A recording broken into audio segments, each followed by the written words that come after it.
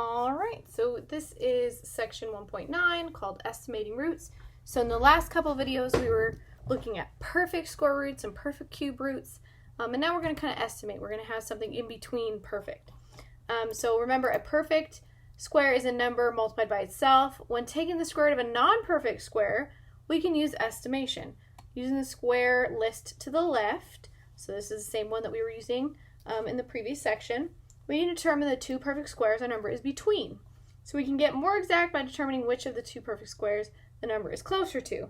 So if I'm looking at the square root of 26, well, 26 isn't in my list, but I can see 25 and 36. It's in between these two. So it's going to be in between 25 and 36. It's closer to 25, much closer. It's only one away from 25. So I can estimate that my square root would be closer to 5.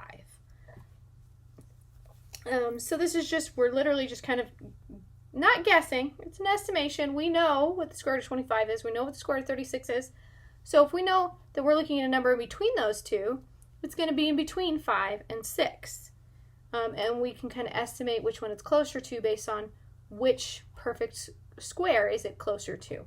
You can use that estimation just a little bit there. All right, so with these two, we're just going to look and say, find two consecutive whole numbers that 5 lies between. So if I go back to my list here, 5, it's more than 4, but it's less than 9. So it's between 4 and 9. So 5 is between 4 and 9. And 5 is closer to 4, so the square root of 5 is probably going to be closer to 2 than it would be to 3. Right, because the square root of 4 is 2, the square root of 9 is 3. And then find the numbers, the consecutive whole numbers that square root of 59 lies between. Now, when you're answering these questions, the second sentence, they're not actually asking you to do. I'm just kind of showing you what that means. They're just asking you to identify like the 4 and the 9. That's it. So find two consecutive numbers for 59. So if I click back here and look at that square roots list again, I'm looking at 59. So 59 is more than 49 but less than 64.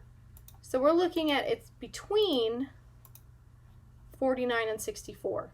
Where the square root of 49 is 7, the square root of 64 is 8. So it's going to be closer to the 59. So, or 59 is closer to the 64, sorry, because it's only 5 away from there, and it's 10 away from the 49.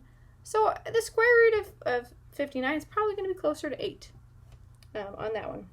All right, so with this one, they do want us to use a calculator, plot the square root of 57 on the decimal number line as accurately as possible. Note that you can use the calculator to find the answer. So the calculator is going to help us find the decimal square root here.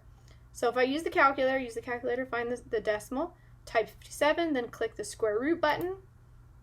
So we can see that square root button, it's right here. It's got the X with the little square root over it.